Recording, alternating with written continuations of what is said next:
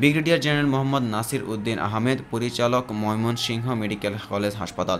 এই লোকটিকে বদলি করার জন্য ময়মনসিংহের বেসরকারি হাসপাতাল ও ডায়াগনস্টিক সেন্টারগুলো একাট্রা।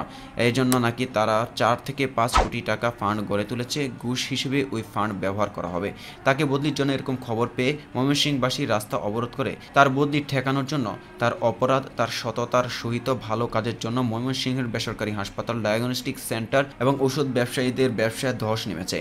তার অপরাধ, যে কোনো ধরনের ওষুধ হাসপাতাল থেকে সরবরাহ করা হচ্ছে, আর কোনো ওষুধ না পাওয়া গেলে তার নাম্বার দেওয়া আছে, তাতে যোগাযোগ করতে বলা হয়েছে এবং সব ধরনের পরীক্ষা নিরীক্ষার ব্যবস্থা হাসপাতালেই করা হয়েছে, যাতে করে ওষুধ বা কোনো পরীক্ষা নিরীক্ষার জন্য রোগীদের হাসপাতালের বাইরে যেতে না হয়। তার অপরাধ, হাসপাতালকে পরিষ্কার পরিচ্ছন্ন করা হয়েছে।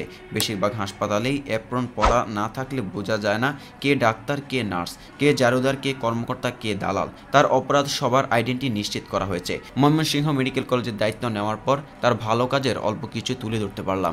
আজ তার ভালো কাজের জন্য ময়মনসিংহ মেডিকেল হাসপাতালে আজ চিকিৎসার জন্য সব মেডিকেল কলেজ হাসপাতালের কাছে উজ্জ্বল দৃষ্টান্ত, অনুকরণীয় এবং অনুসরণীয়। দেশ পরিবর্তনের জন্য শুধু সরকার না, সরকারের সাথে এরকম সৎ নির্মম মানুষও খুব দরকার। আসলে কিন্তু এটাই তার দায়িত্ব ও কর্তব্য, কিন্তু সততা ও নিষ্ঠার সাথে কয়জন পালন করছে এই দায়িত্ব, তিনি পালন করছে বলে তাকে একটু তুলে ধরতে ইচ্ছে করলো। সবশেষে এই সজ্জন মানুষটির কাজের জন্য রইল দোয়া, শুভকামনা, অভিনন্দন ও কৃতজ্ঞতা।